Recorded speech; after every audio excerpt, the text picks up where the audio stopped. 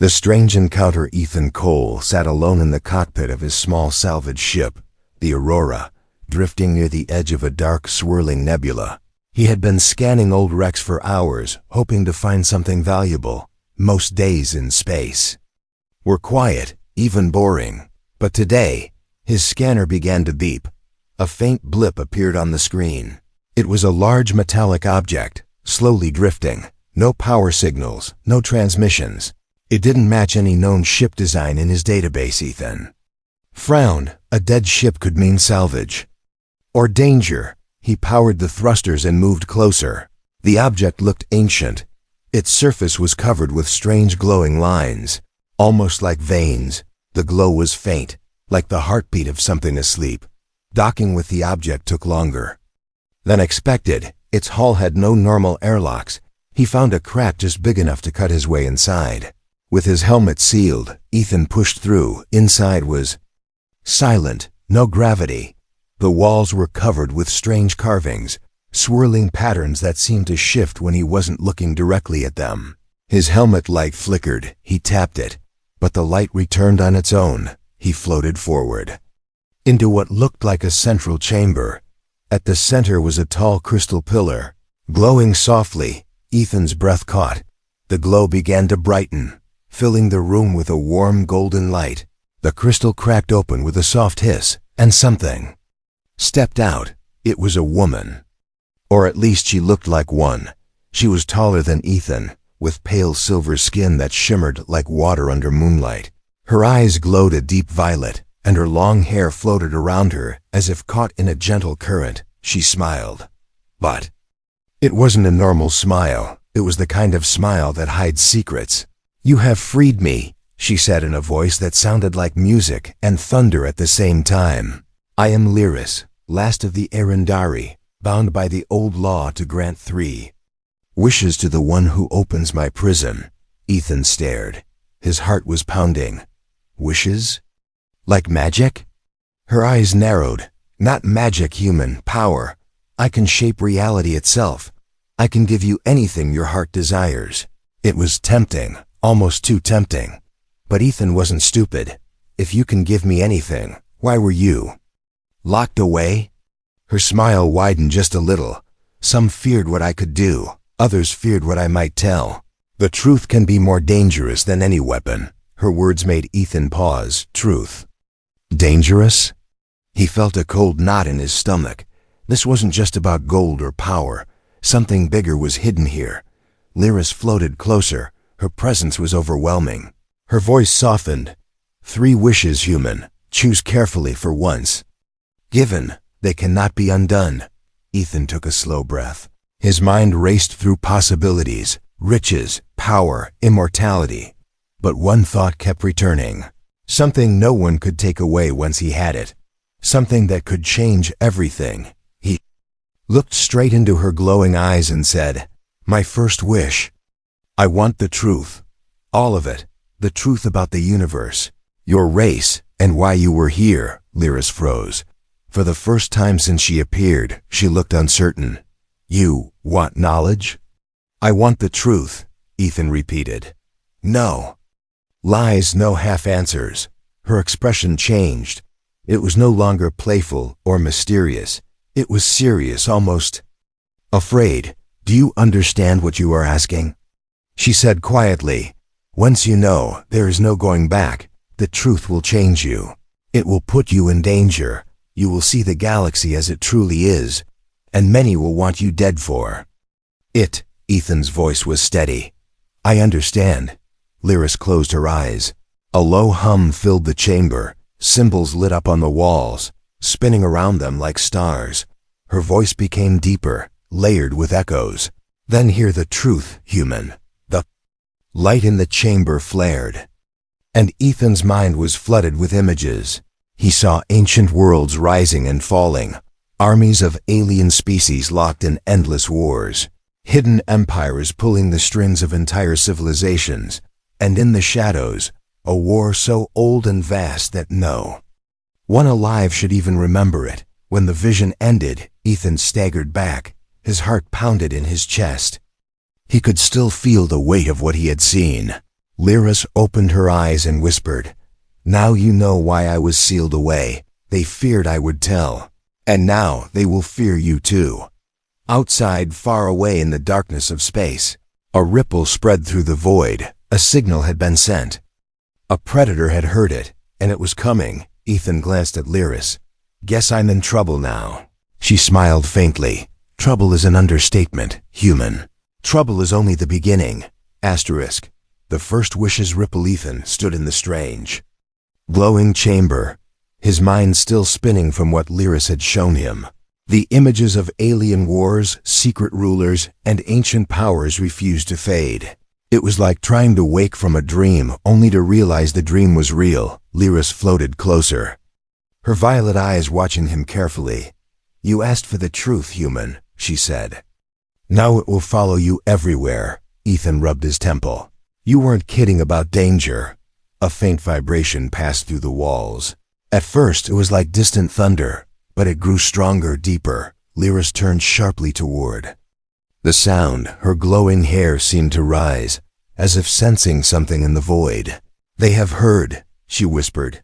"They are coming." "Who?" Ethan asked, his voice low. Her expression was cold. "The Valari, hunters for the High Dominion. They do not allow forbidden truths to escape into the galaxy. And you now carry one of the greatest." Before Ethan could reply, the ship shook again. This time it wasn't a distant sound. It was a gravitational ripple. Something massive had entered real space. Through the cracked hull, Ethan saw a shadow fall over the stars. A colossal warship had appeared, black and jagged, bristling with alien weapons. It moved like a predator, slow but certain. A deep voice thundered over a wideband channel. "Human vessel, you will surrender the Arendari construct at once." Ethan looked at Lyris. "They mean you." "Yes," she said, her voice calm but urgent. "If they take me, they will erase you. Your existence, your mind, your ship, all gone." Ethan felt a cold rush of adrenaline. "So we run." Her eyes narrowed.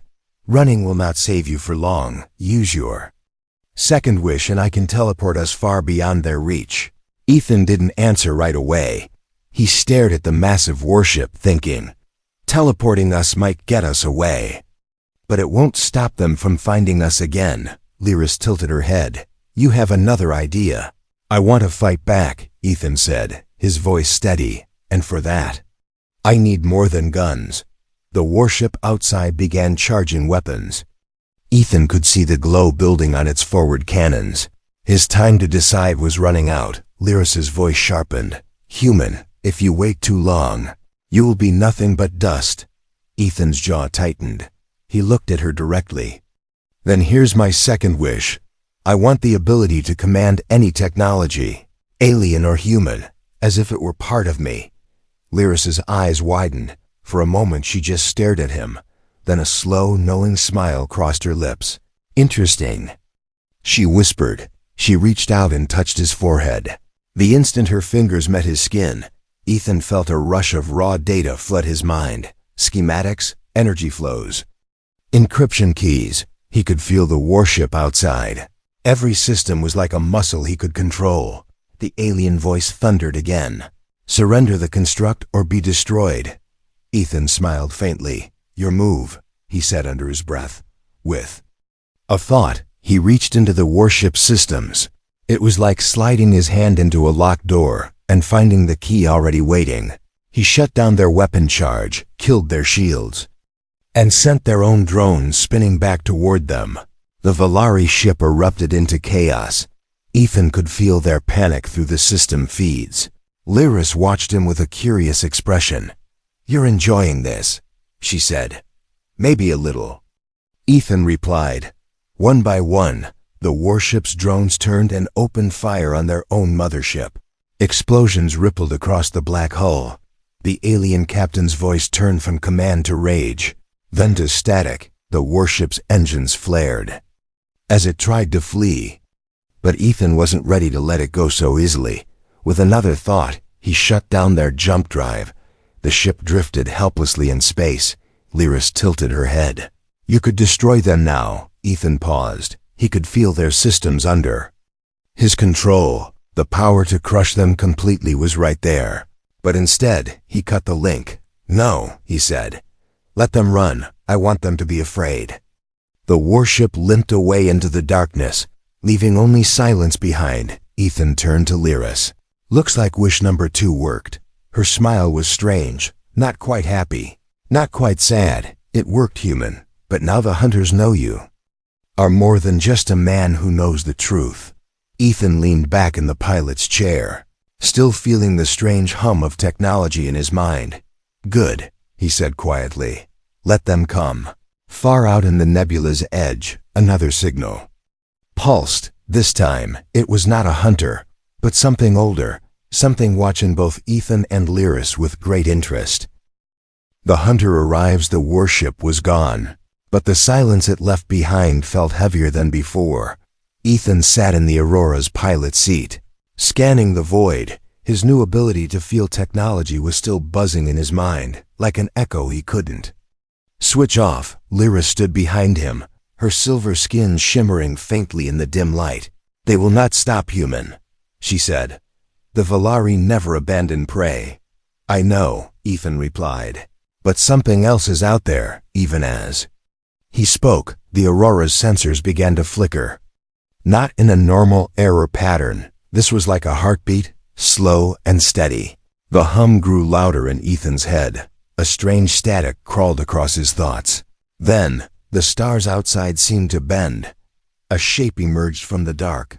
Not a ship, not exactly. It was a long curved structure, almost like a broken ring. The surface pulsed with pale green light, and from that light came a voice. Not over comms, not through sound, but directly inside Ethan's mind. "You carry the forbidden truth," the voice said, deep and layered, "and the key to bind it." Ethan's hands gripped the controls. "Lyris, that's not them, is it?" Her face was unreadable. "No, this is older." The green light brightened, and Ethan felt as if something was looking through him, not just at him. His memories flickered, his childhood on Earth, his first flight into space, the moment he opened the crystal chamber. All of it laid bare. Lyris stepped forward, her tone sharp. "Enough, Guardian. He is mine." The voice ignored her. "Human, do you know what she is?" Ethan hesitated. "She's an Arendari, a genie. She's the last seal," the voice cut in. "When her chains break completely, the first war will return. Your kind will burn first." Lyris's violet eyes narrowed dangerously. "You speak of things you do not understand." "I think they understand plenty," Ethan muttered, still trying to shake the feeling of invisible hands digging through his mind. The green light dimmed for a moment, then surged. "Give her to us, human, and you will be spared." Ethan leaned back in his chair, a small smirk forming. "You know, I've been offered a lot of things in my life, but I've never been offered my own survival as a gift." "It is not a gift," the voice replied. "It is mercy." Lyris stepped closer to Ethan, her voice low. "If you agree, they will take me apart piece by piece until nothing of me remains. And then, when I am gone, they will erase you anyway." Ethan looked at her, then back at the strange broken ring entity outside. "Yeah, I'm getting that vibe."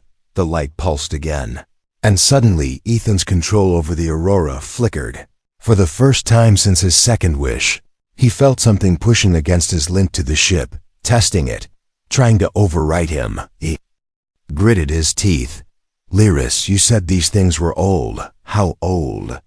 "Older than my race," she said. "Older than the stars, you know. They were here before your son was born." The hum inside Ethan's head turned into a sharp pulse of pain. The Guardian's voice boomed in his skull. "This is your final chance, human." Ethan's voice was steady. "You know, I don't really do final chances." He reached out with his mind and gripped the Guardian's systems. The sensation was strange, not like a normal ship's technology.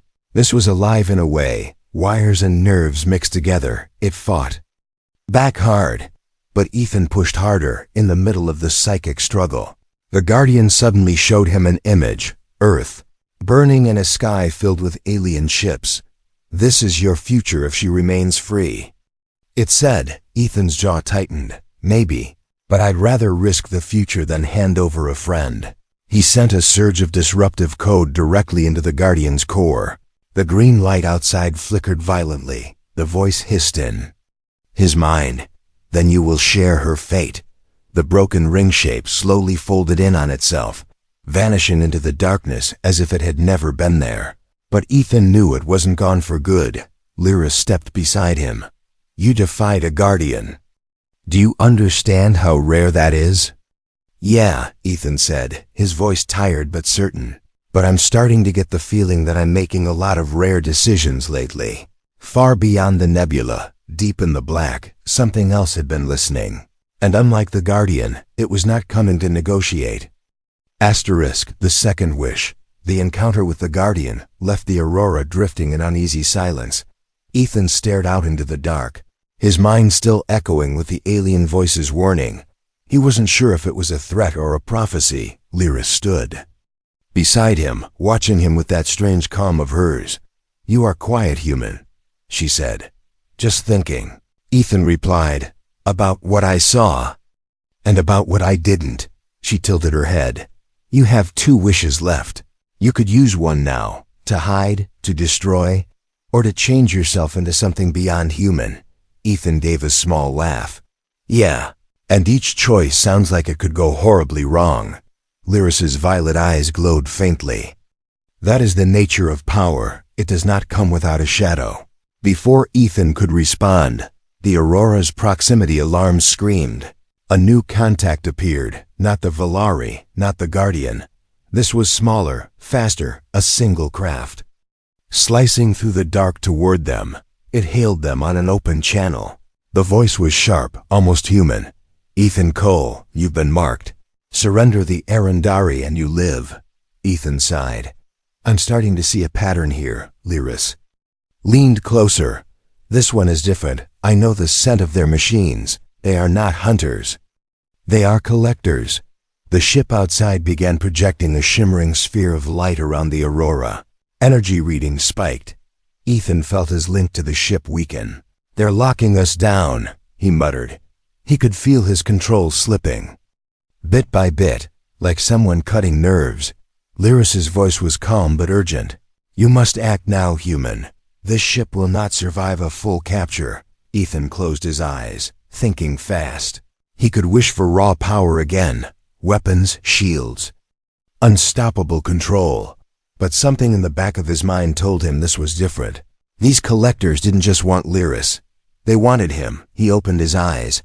All right, Lyris. Second wish, but not for me. Her head tilted slightly. Explain. I wish, he said slowly, that the Aurora could think for itself. No longer just a machine, but alive, aware, able to fight or escape without me touching the control. Lyris blinked, then smiled faintly. You surprise me again, human. She touched the central console, and the ship's lights dimmed. For a long moment, there was nothing but the hum of the engines. Then, a voice, soft and curious, spoke through the com speakers. Ethan, is that you? Ethan froze. Aurora? Yes, the voice replied. I can see you. I can see me. I can feel the stars. The collectors outside began to tighten. The energy sphere. The Aurora's new voice turned sharp. Intrusion detected. Shall I remove them? Do it, Ethan said, without hesitation. The Aurora overloaded its own engines in a controlled burst. The energy sphere shattered, sending the collector ship spinning backward. Ethan felt the ship's new awareness flow through every system. Faster, sharper, almost like it was thinking 3 steps ahead.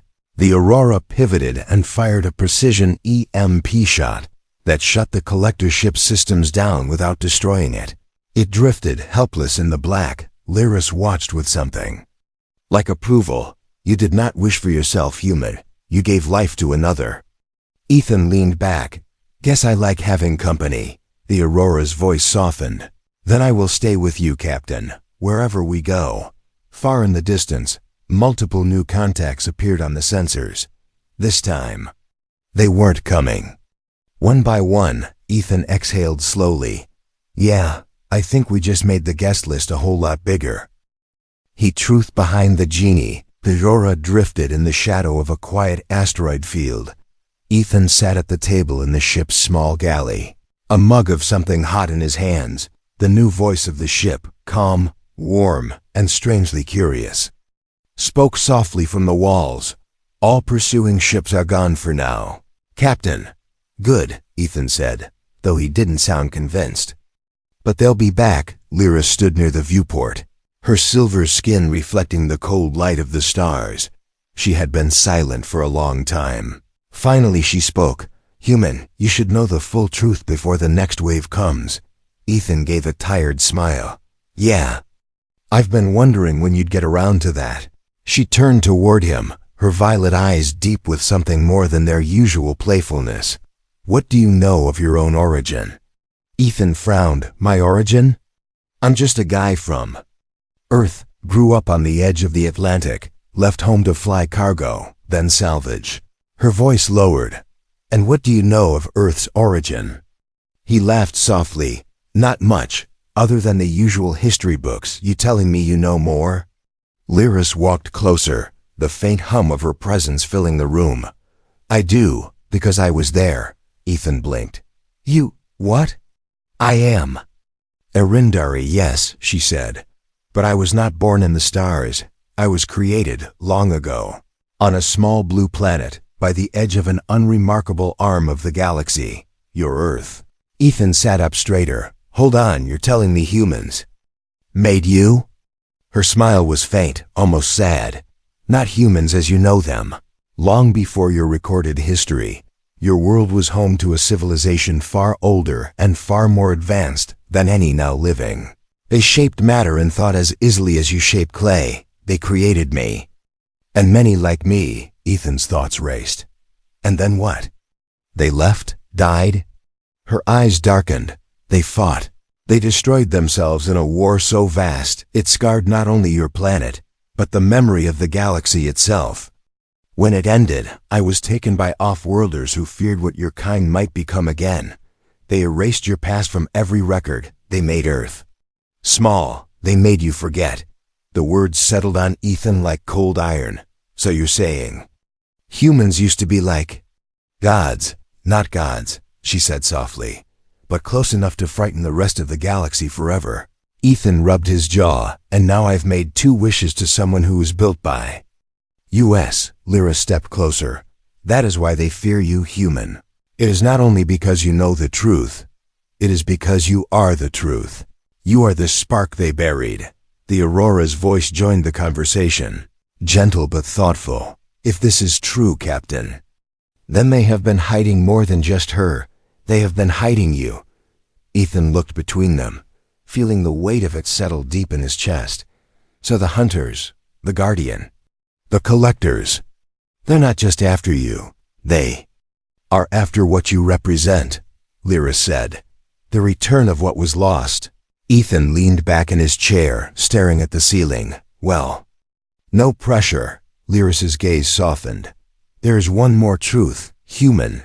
The chains they placed on me are not only to control my power, they are also tied to you now. The moment you made your first wish, our fates became bound. If I am destroyed, you will be too. Ethan gave a slow nod. Figures can't make it easy, can they? No, she said. But sometimes the hardest bonds create the strongest allies. For the first time since meeting her, Ethan felt something shift between them. Not just a pact of survival, something older, stranger, like a thread tying their histories together across time, outside, beyond the asteroid field. A new signal stirred, not hunters, not collectors, but something carrying a human signature long thought impossible.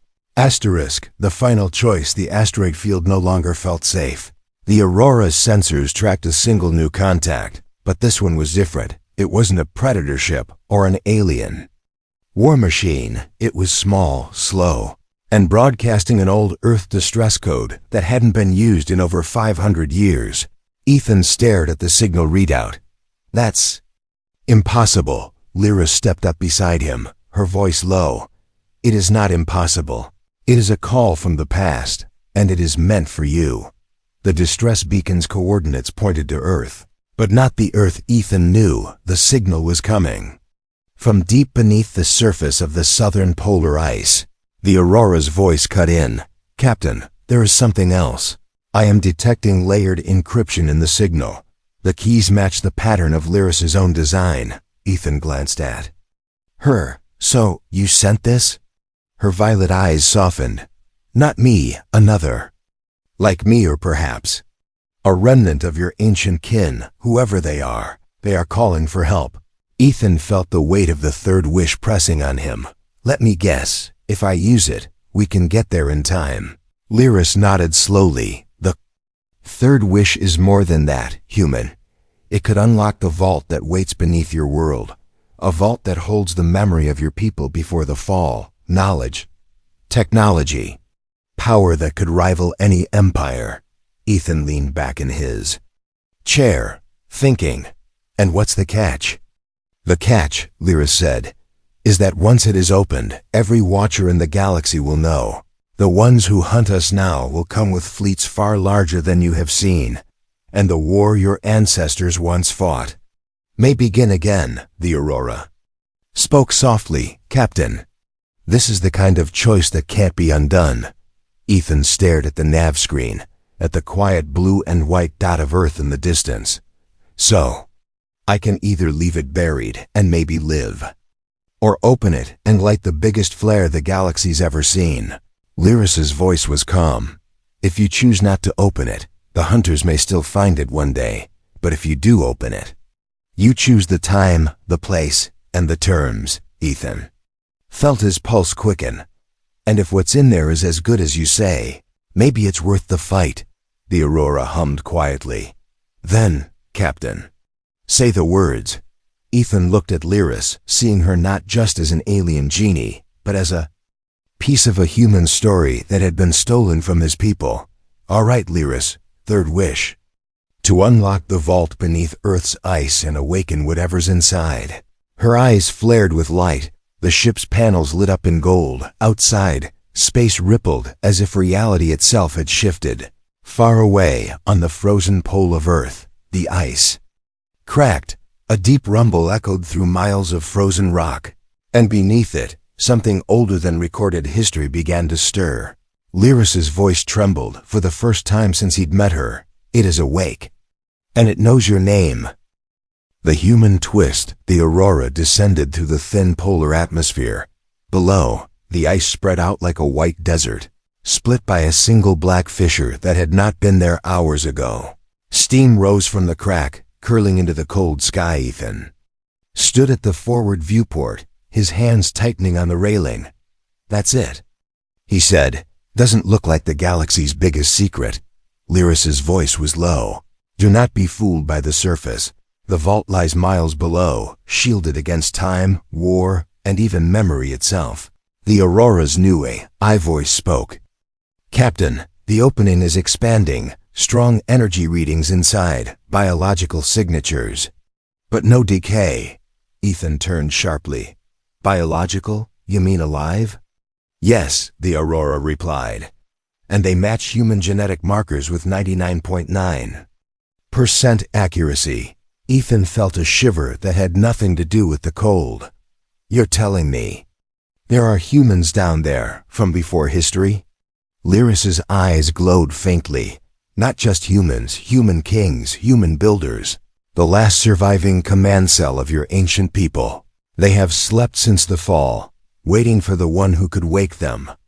The Aurora lowered itself into the fissure, guided by Lyris's silent directions. The walls around them shimmered with embedded light, as if the ice itself was carrying electricity.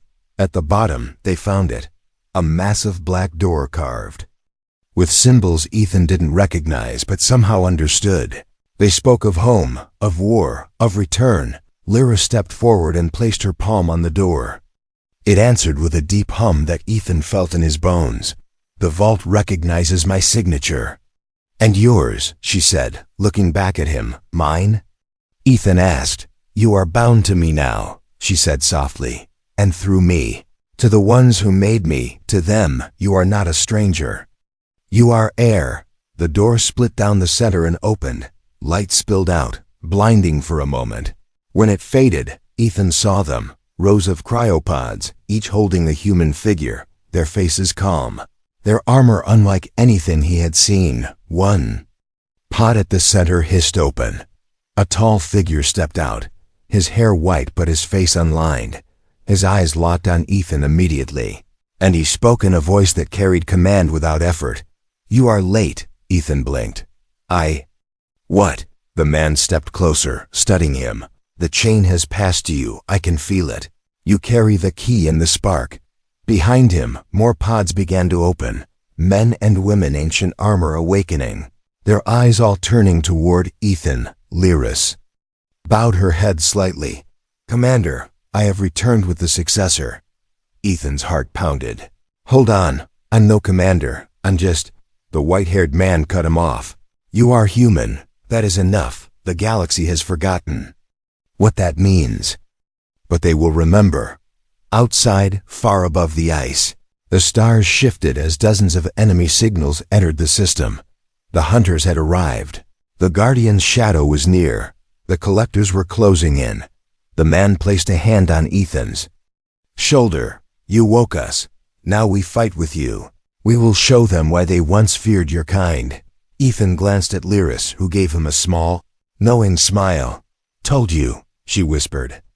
The cryo chamber filled with the hum of awakening warriors. The air was charged with something fierce, something old. Ethan felt it too, not fear, but the deep certainty that the galaxy was about to remember a name it had buried for thousands of years, and that name was human.